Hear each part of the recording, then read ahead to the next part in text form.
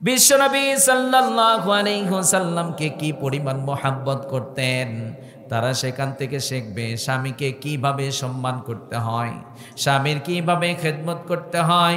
বিশ্বনবী সাল্লাল্লাহু আলাইহি ওয়াসাল্লাম দিনের কাজে বাইরে যেতেন, গভীর রাতে বাড়িতে ফিরতেন, দরজায় যখন আওয়াজ দিতেন সাথে সাথে দরজাটা ওপেন হয়ে যেত।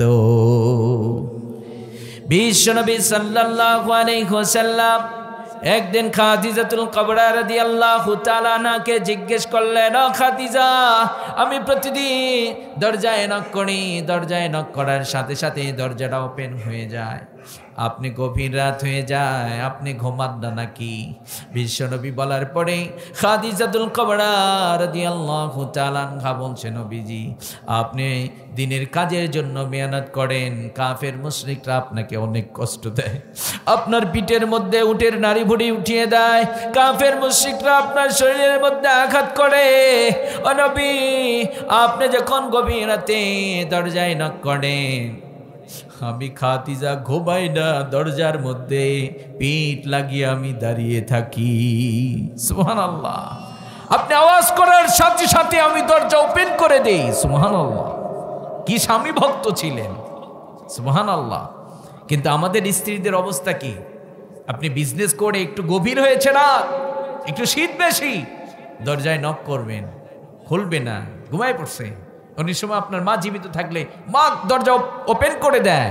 আবার স্ত্রী যদি বেশি একটু ডিস্টার্ব করেন, তাহলে মাঝে মধ্যে বলে, এগুলো যন্ত্রণা আর সহ্য হয় না। আছে না নাই? বলে, এরকম বলে, আমাদেরকেও বলে। প্রোগ্রাম শেষ করে দেয়, ফোন দেয়, আচ্ছা ঠিক আছে, বারবার ফোন দিলেও দরজা ওপেন হয় না। আজকে যদি কোরআন এবং সুন্নাহ থাকতো, স্ত্রী নিজের জীবনের চাইতে স্বামীকে বেশি ভালোবাসতো। কথা বলেন ঠিক কিনা? খাদিজাতুল কুবরা রাদিয়াল্লাহু তাআলা আনহা একটা মেয়ে, মহিলা মানুষ, অথচ বিশ্বনবীর জন্য হেরা গুহায় খাবার নিয়ে যেতেন। কত কষ্টের না! এখন যারা হজে গিয়েছেন, ওই পাহাড়ে উঠতে ঘাম ঝরে যায়। এখন তো অনেক সুন্দর প্রসেস করা হয়েছে ওঠার জন্য, কিন্তু ওই টাইমে কি ওইরকম ছিল? কিন্তু ওই মহিলা বিশ্বনবীর খেদমত করেছেন, আল্লাহ খুশি হয়েছেন। এইবার আসমান থেকে সালাম দিচ্ছেন। সুবহানাল্লাহ। সুবহানাল্লাহ কয় না? আপনি কি চান না আপনার স্ত্রী এরকম আপনার খেদমত করুক? আমরা সবাই চাই স্ত্রী আমার খেদমত করুক। স্ত্রীদের কোনো ডিমান্ড নেই। ইসলাম কি এত সংকীর্ণ ধর্ম নাকি? না, ইসলাম এই পর্যন্ত গুরুত্ব দিয়েছে, আপনি যেমন চান আপনার স্ত্রী সুন্দর করে সব সময় সাজুগুজু করে আপনার সামনে দাঁড়িয়ে থাকুক, ইসলাম বলে আপনি ওই রকম সুন্দর সুন্দর জামা কাপড় পরে আপনার স্ত্রীর সামনে আপনি দাঁড়িয়ে থাকবেন। সুবহানাল্লাহ একজনও কয় না? তাহলে বাড়িতে ইসলামিক একটা পাঠাগার তৈরি করেন, সেখানে কোরআন থাকবে, নিয়মিত কোরআন পড়া হবে, সেখানে কোরআনের তর্জমা পড়া হবে। মুসলিম মনীষীদের নারীদের জীবনী থেকে আমাদের মায়েরা স্বামীর খেদমত কিভাবে করতে হয় খাদিজার জীবনী থেকে শিখবে। কথা বলেন ঠিক কেন? আবার আমাদের বোনদেরকে পড়িয়ে দেবেন আসিয়ার জীবনী।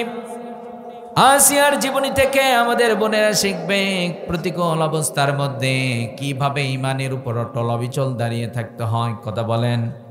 ফেরাউন আসিয়াকে বলে, আসিয়া ইমান ছাড়, আমি তোকে ছেড়ে দেব, ইমান যদি না ছাড়ো তোকে উলঙ্গ করব, তোকে হত্যা করে ফেলবো।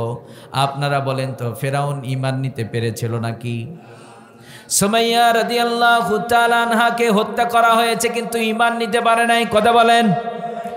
আমাদের বোনদেরকে এই মুসলিম নারীদের জীবনীগুলো পড়িয়ে দেবেন, আসিয়ার জীবনী থেকে শিখবে, সুমাইয়া রাদিয়াল্লাহু তাআলা আনহার জীবনী থেকে শিখবে। ঈমান দেওয়া যাবে না, প্রয়োজনে জীবন দিয়ে দেব, কিন্তু ঈমান দেব না। সুবহানাল্লাহ। কিন্তু আমাদের বোনেরা মাজারে গিয়ে খুব স্বাচ্ছন্দ্যের সাথে ঈমানটা পীর বাবাকে দিয়ে আসে। কথা কান।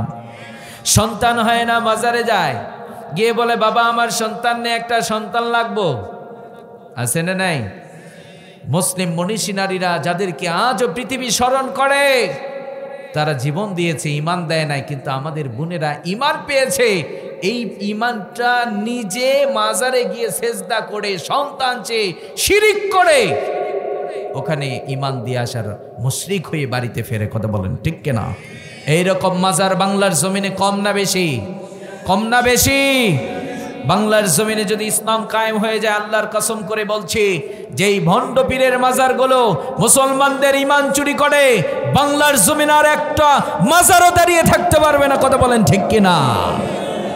আমরা আল্লাহর ওলিদের বিরুদ্ধে নয়, তবে আপনারা যারা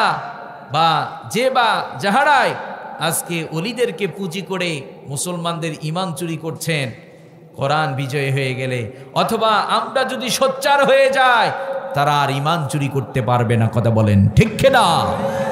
তাহলে আমাদের বোনেরা প্রতিযোগিতা করবে, পর্দা করবে, বেপর্দায় চলেছিল, আল্লাহকে বলবে, আল্লাহ তাওবা করলাম, আজ থেকে আর বেপর্দায় চলবো না, আমি পর্দায় ঢুকে গেলাম।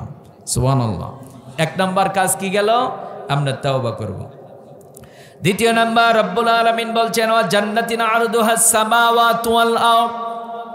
রব্বুল আলামিন বলছেন, ও গোলাম, তোমরা প্রতিযোগিতা করো, তোমরা তোমাদের রবের কাছ থেকে জান্নাত পাওয়ার প্রতিযোগিতা করো। আমরা সবাই জান্নাত চাই কি চাই না? আমরা সবাই জান্নাত চাই কি চাই না? রব্বুল আলামিন আবার অন্যত্র জায়গায় বলছেন, ফারিকুম ফিল জান্নাতি ওয়া ফারিকুম ফিস সাঈর। রব্বুল আলামিন বলছেন, ও গোলাম, তোমার জীবনে সবচাইতে বড় সফলতা, দুনিয়াতে অনেক টাকার মালিক হয়ে গেছো, তুমি সফল হওনি। দুনিয়াতে অনেক ক্ষমতা অর্জন করেছো, তুমি সফল হওনি। সবচাইতে সফল হচ্ছে কদ আফলাহাল মুমিনুন, যে মুমিন সেই সফল হয়েছে, যে ঈমান এনেছে সেই সফলতা অর্জন করেছে। রব্বুল আলামিন মরণের পরে তারাই সফল হয়ে গেল। যারা জান্নাতে প্রবেশ করলো, জাহান্নাম থেকে মুক্তি পেয়ে গেল, তারাই বড় সফলতা নিয়ে গেল। সুবহানাল্লাহ। ফারিকুম ফিল জান্নাতি ওয়া ফারিকুম ফিস সাঈর, যে জান্নাতে প্রবেশ করলো, জাহান্নাম থেকে মুক্তি পেয়ে গেল, সে বড় সফল হয়ে গেল। তাহলে জান্নাত পাওয়া বড় সফলতা অর্জন করা। আমরা সফল হতে চাই সবাই। কলিজার টুকরা যুবক ভাইয়েরা যারা আছেন এখানে, আমরা সফলতা চাই না? সফলতা চাই না? দুনিয়ার সফলতা কি আজীবন থাকবে? থাকবে? আপনি চাকরি পেয়েছেন, অনেক বড় চাকরি পেয়েছেন, অনেকগুলো টাকা কামাই করেছেন, একদিন এই চাকরির মেয়াদ ফুরিয়ে যাবে। কথা বলেন?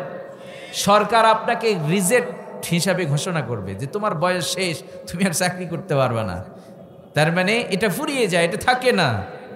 কিন্তু দুনিয়ার এই সফলতা থাকবে না, ফুরিয়ে যাবে, কিন্তু আখেরাতে যে সফল হবে ওটা আর ফুরাবে না। সুবহানাল্লাহ।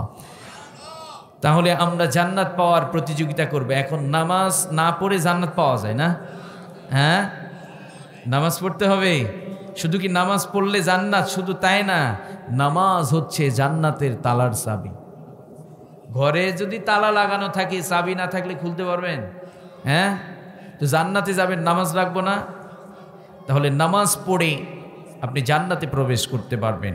আর এই জান্নাত যারা পাবে তারা বড় সফলতা অর্জন করবে। আবার রব্বুল আলামিন অন্যত্র জায়গায় বলছেন, লা ইয়াসতাবি আসহাবুন নারি ওয়া আসহাবুন জান্নাহ, আসহাবুল জান্নাতি হুমুল ফাইজুন। রব্বুল আলামিন বলছেন, যারা জান্নাতি আর যারা জাহান্নামী তারা কবু সমান নাকি? যারা জাহান্নামী আর যারা জান্নাতি তারা কবু সমান নাকি? রব্বুল আলামিন বলছেন, তারাই সেরা, তারাই সফল, তারাই উত্তম, তারাই দামি যারা জান্নাতি। এখানেও বুঝাইলেন আল্লাহ, যারা জান্নাতি তারা দামি মানুষ, তারা সফল, তারা সম্মানিত। সুবহানাল্লাহ। তাহলে ওই জান্নাত পাওয়ার জন্য আমরা নামাজ পড়বো, সিয়াম রাখবো, এক কথায় আল্লাহর বিধান, আল্লাহর আদেশগুলোকে মেনে নেব আর নিষেধগুলোকে বর্জন করব ইনশাআল্লাহ। যারা আল্লাহর আদেশকে মেনে নিল, নিষেধগুলোকে ছেড়ে দিল, তাহলে তার সফলতা আর কেউ ঠেকায় রাখতে পারবে না। কথা বলেন ঠিক কিনা? আজকে বণিক সমিতির প্রোগ্রাম, যারা বিজনেস করেন ভাই, আপনাদেরকে বলছি, নিঃসন্দেহে আপনারা ভালো বিজনেস করেন, মানুষকে ঠকান না। বাংলার জমিনে অনেক বিজনেসম্যান আছে, একটু টাকার জন্য মানুষকে ঠকায়। কথা বলেন, আছে না নাই?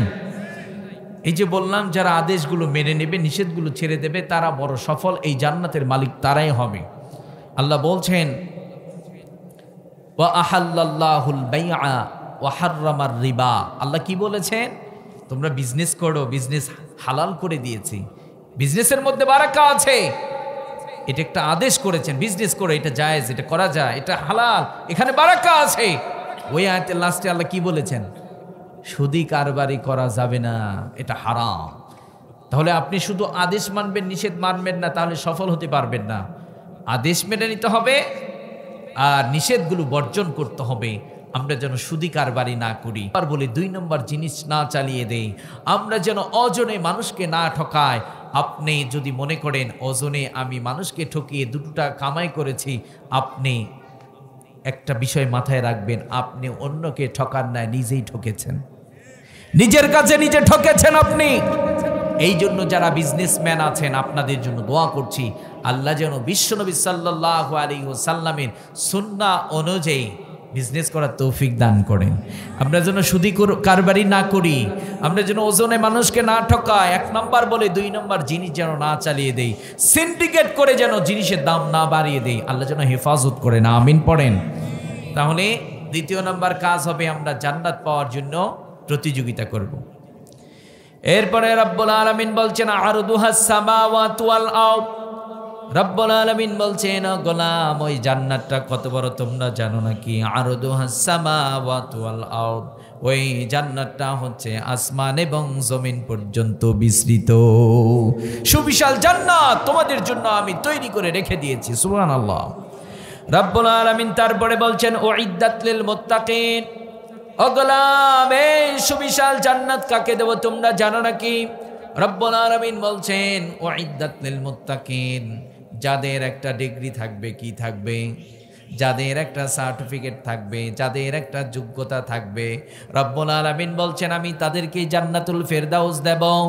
রব্বুল আলামিন বলছেন তারা হচ্ছে উইদ্দাত লিল মুত্তাকিন, যারা মুত্তাকি হবে তাদেরকে আমি জান্নাতুল ফেরদাউস দিয়ে দেব। সুবহানাল্লাহ। জান্নাতের মালিকানা কারা পাবে? যারা মুত্তাকি হবে। মুত্তাকি কারা? মুত্তাকি একদম সরল তর্জমা, সরল একদম অর্থ হচ্ছে মুত্তাকি তাকেই বলা হয় যার চতুর সাইড দিয়ে গুনার গুনাহ, সুদ, ঘুষ, জেনা, এক কথায় শেষ রকমারি ধরনের গুনাহ থাকবে, কিন্তু যে মুত্তাকি হবে তাকে একটি গুনাহ স্পর্শ করতে পারবে না। যে বিরত থাকে গুনাহ থেকে, তাকওয়াল্লাহ, আল্লাহর ভয় থাকে, সে হচ্ছে মুত্তাকি। আর ওই মুত্তাকি যাবে জান্নাতে, সুবহানাল্লাহ।